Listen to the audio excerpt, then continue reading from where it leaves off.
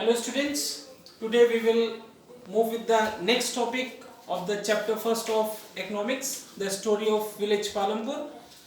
The next topic is factors of production. Under the factors of production, we are going through the land, labor, capital and the human capital. Why the production is done? Production is done to meet the need of the goods and the demand of the services. Okay, to meet the need of the goods and the demand of the services. For that we have to do the production, and for that production we need four factors, that is land, labor, capital and human. Under that you will go through that we should have a piece of land on which we can establish a certain industry, factory, whatever, from which the production can be done. At the primary level it can be a cultivable land. Okay, next is labor. Labor is a thing which is needed for the production of anything, for movement of the machines, each and everything, and labor should be cheap, then only you will have the profit. Labor should be cheap and easily available in the market. The next thing is which we need in ample amount is capital. The next thing is capital. Capital is of two types. Capital is again divided into two types, the fixed capital and the working capital. The fixed capital means, likewise, example, the example of the fixed capital is tools, machine, building, etc. Tools, machine, buildings. Fixed means fixed, which is fixed. Once we buy, we do not have to buy daily or within a week. We are having these things fixed. Means if you have a building, not that building, you are changing that building in a week or a day. Okay. Similarly, the tools and the machines, one you have just fixed them in the industry factory and they work for a long period of time. That's why it is called as fixed capital. And the other one is working capital, and in the working capital we are having two things, that is raw material and money. Raw material and money are the two things which we need on the daily basis, on whatever. What is our need, that much of money or raw material we need in our production, and daily basis or whatever, monthly, weekly basis, we need those things. Hence it is called working capital, because it is coming and going, it is in process, it is coming and going, whereas fixed, it is fixed after we have invested in that, it is fixed for several years. And the last one, the most important one, is human capital. The most important one is human capital. For all these things, how we can make that production, how the labor should be, it should be illiterate. There are many type of things, many type of working criterias, areas under the production. There are skilled and unskilled workers also. All those things comes under the human capital. There is a supervisor also, there is an engineer also, there is a laborer also. Okay, all sorts of persons who are working for the production in any firm, they comes under the human capital. One thing which is most important is that all these four factors of production cannot work independently. They have to work with each other, then only we have a good rate of production. Okay, that's why they all are included. We should have spacious land in a good place, we should have cheap labor, then we should have ample amount of capital, and we should have good human resource, that comes under the human capital. Now the topic is over. We will go through the next topic, that is land is fixed, in the next video. Thumbs up. Our next topic is farming in Palampur, and it is having a subheading, land is fixed.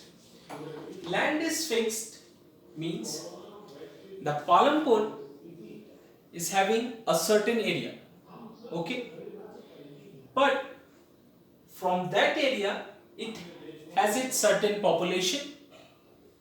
With the passage of the time, the area of the Palampur is same, but its population increases.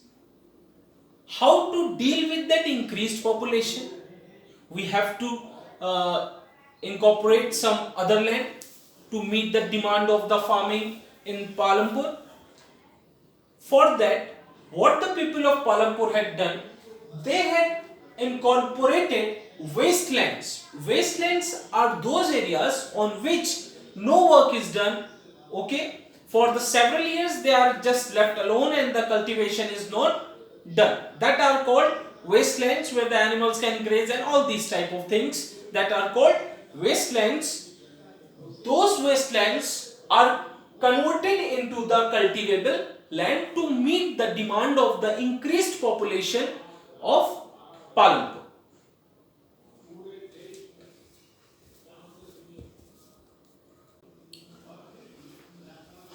Welcome students once again.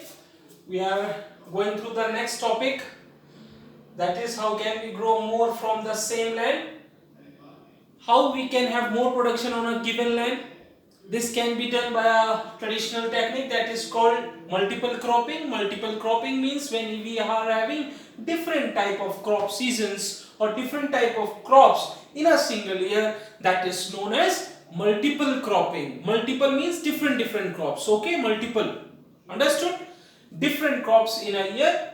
When we are having different crops in a year means we are having different crops, different amount to the market, we are getting that much of amount of money. If our one crop is having less production, but it can be replaced, it can be fulfilled by the other crop which is having more production and which can give us more profit, understood? So multiple cropping, and multiple cropping is we can say it is enhanced by electricity. How it is? It has been enhanced by the electricity because multiple cropping needs good irrigation system. Good irrigation system. It is very necessary. Good irrigation system is very necessary. We cannot depend only on the monsoon season. If we are depending on the monsoon season, then we are getting disguised by our monsoon system sometime. So we should have good irrigation system, and electricity plays a vital role in having tube well system. As I has told you earlier in the starting of the chapter, tube well is still the most we can say the most of the population of our country still depends on the tube well for the irrigation. That is, we are having multiple cropping system by which we can increase the production on the same land by the good irrigation system, and for that good irrigation system, regular supply of electricity is very necessary.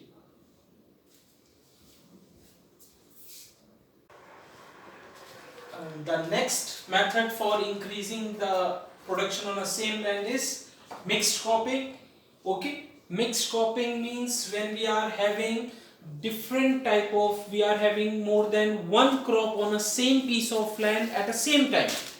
Okay, its example, it's gram, peas. Okay, these are the examples when on a same piece of land at the same time two type of crops are sown on a piece of land. It can also be very beneficial because they need a same minerals, and they can give two similar crops at the same time, and they can give you lots of profit in the market. Okay, next is modern farming method. Now this is one of the most important topic in our recent agricultural activities. Modern farming methods, as you all know that we are having hybrid seeds and other pesticides and all these things. We will later on in the chapter we will go through the explanation of the modern farming methods. For higher yield, this is yield means production, crop produced on a given piece of land during single season. एक किसी season, in a single season, on a specific piece of land, what amount of crop is produced, that is called yield. If on a specific season, on a given piece of land, the production is more, then it is called good production, good yield, high yield. But if it is less, production is less, then it is called average, or it is less than our expectation, then it is called that our yield has been failed, our crop has been failed during that season.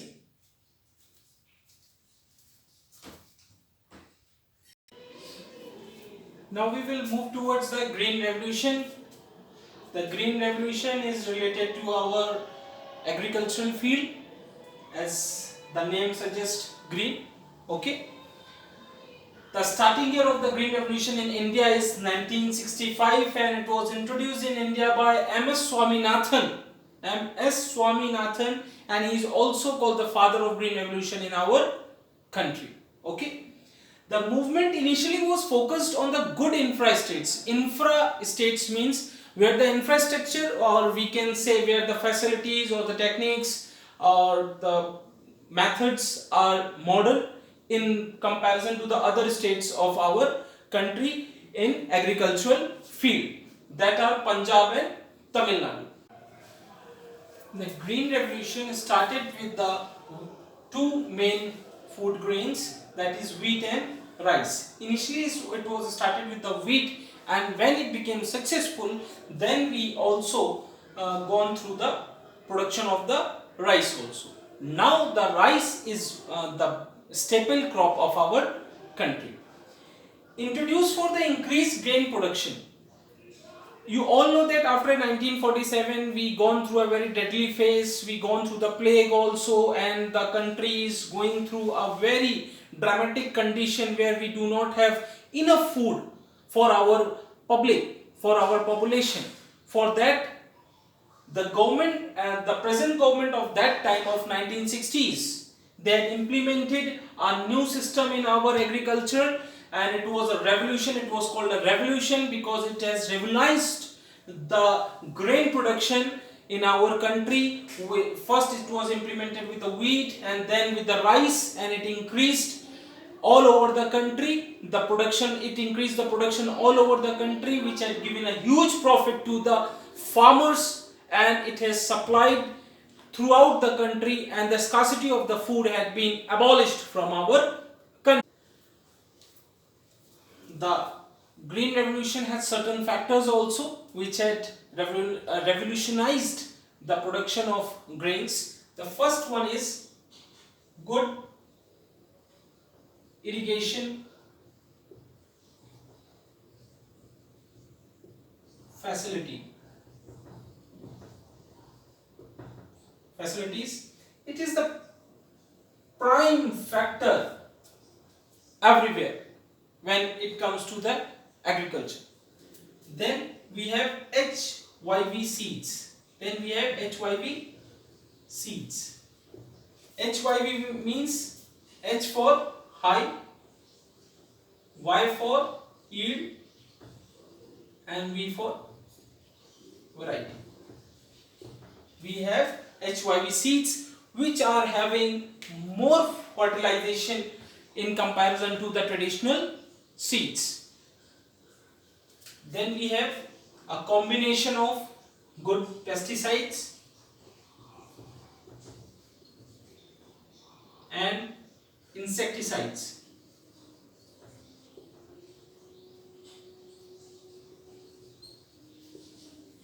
With proper dose of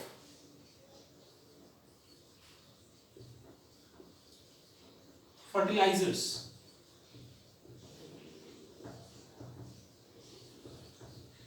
With proper dose of fertilizers. Pesticides or insecticides, we can have only one, that is pesticides. Okay. So this is how the Green Revolution works. HYV seeds, very necessary good irrigation facilities in your area, then HYV seeds, pesticides, proper dose of fertilizers, and it will turn into a good farm production, it will turn into a good grain production, and all these things together All these things together comes under what we have discussed earlier, modern farming methods. All these things comes under the modern farming methods. The things which we have also, the one thing which we have left is machinery. Likewise, we have gone through the tractors, harvesters, and threshers. The modern machinery is also playing a key role because they cut down the crop very soon and thresh them, and as soon as the crop is cut down from the harvested from the land, it goes into the market. As soon it is going into the market, that much amount of profit or money you are getting from the market. So that's all from the this part of production. Now we come up with the next topic, that is, will the land sustain? As you all know that land is a natural resource, and in the last topic we have gone through the green revolution, and green revolution come up with the H5 seed with the combination of fertilizers and pesticides. Fertilizers and pesticides both are made up of both are in chemical in nature, okay, and chemicals affect the fertility of the soil. The one of the biggest negative impact of the green revolution was that those chemicals led to the soil infertility. Understood? Soil fertility had been decreased due to the overuse of the fertilizers and the pesticides, because our farmers are not that much habitual or they know about the proper dose of the fertilizers and the pesticides. Next thing which was very much we can say it is alarming bell for our country, that is underground water level had been reduced. The other thing which the green revolution needs was good irrigation system. Due to the increase in the electricity supply, I think so odd families are having the tube wells, and those tube wells are continuously fetching out the water from the underground. So the level of the underground water have been reduced. These are some negative impacts of the green revolution which were on the land and the water. Now next is the land distribution among farmers in Palampur. The total in the first topic we have gone through that in Palampur 450 families were there. There is a total description of those families. Landless families are 150. How many families are landless? 150. Small land holding families number is 240, and medium and large families are 60. The number is 60. So this is the total. If you do the total of 150, 240 and 60, it is 450. Hence this is the distribution of the farmers of village Palampur. In this you can easily see that the number of small land holdings and the farmers have without land, it is more than you can say it is more than half. Okay, so the families are having good land is just 60. Now we will move how these landless families survive in the village conditions, what they do to get their livelihood, how the small land holding farmers get their livelihood. In the next topic we will tell the sources of their livelihood. We move towards our next topic, that is who will provide the labor.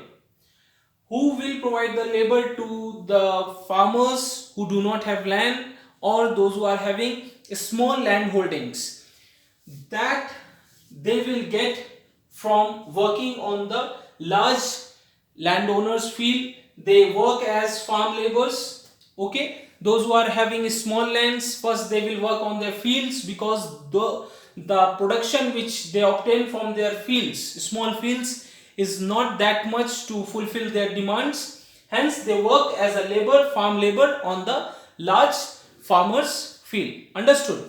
Now for next question arises, who will provide capital to those landless farmers and those who are having less amount of field, less land holdings. So the answer is landowners, traders, large farmers, relatives and friends. These are the sources from where they can get the capital for their agriculture. Understood? So once again we will see that these capital, now this is the case for the landless and for the small land holdings, but for the large farmers and the medium farmers, they get that capital from their savings because they are having surplus amount of production, and surplus amount of production gives them a good amount of profit, and that profit they take it to the banks. They have their saving accounts, and from at the time of need they get the money from their saving accounts and invest in their time of cultivation.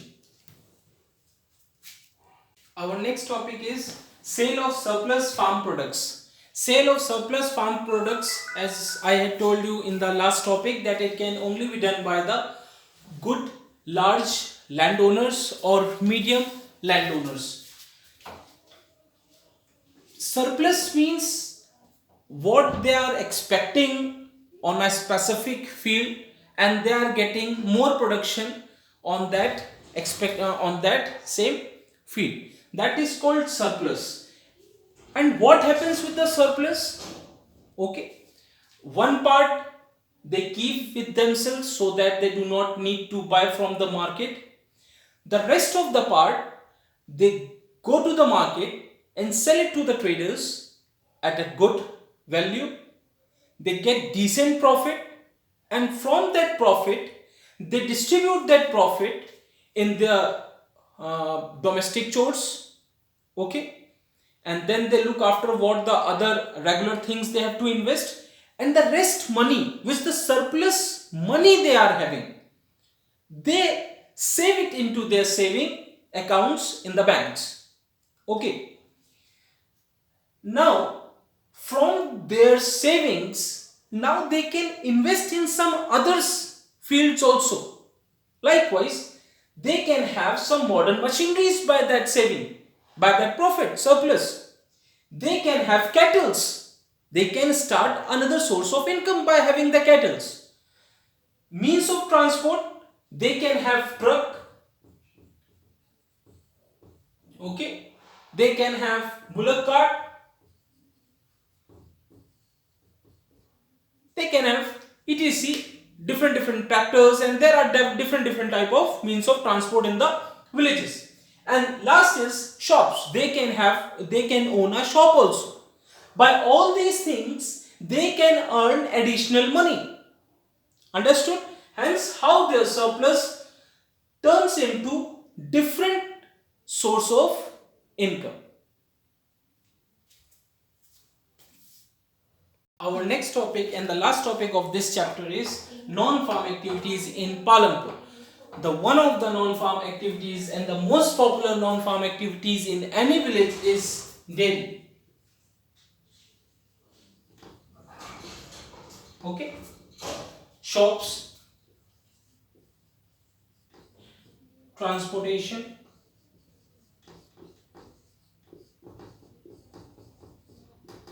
and the last one, cottage industry.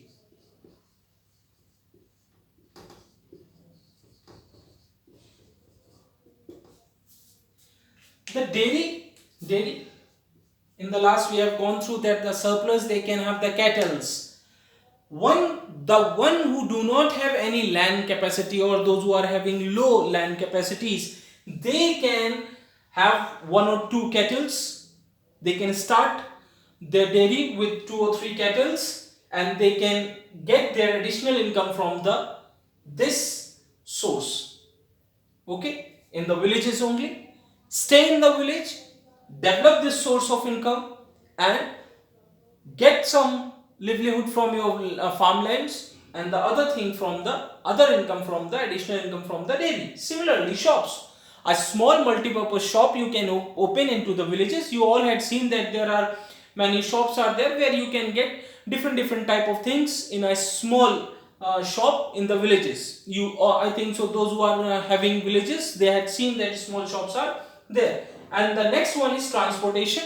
You can have a truck, you can have a trolley, you can have a tractor, and all these things if you can manage, okay, then you can go to the different landowners and you can ask if they want the facility of transportation to connect from the village to the traders or the cities areas or the town areas. Then you can also get huge amount of money. And the last is cottage industry. It is one of the most important thing, because it can a group of 20, 30 or 40 persons together with the small infrastructure. They do not need any modern equipments, okay, no modern equipments or huge investment is needed. Just only 30-40 members are needed, and a small investment, they can make the you can say forest based products they can make and sell it to the market and get huge amount of profit. Hence these are the non-farm activities which are prevailing in the village Palampur, and not only in the village Palampur, the villages which are modern in our country, they all are having all these type of facilities. So this is with the last topic of the chapter, and we are finishing up with this chapter. If you have any doubt, then you can ask, comment on my YouTube channel Nishant Singh, okay, and you can ask any question if you have any doubt. Thank you.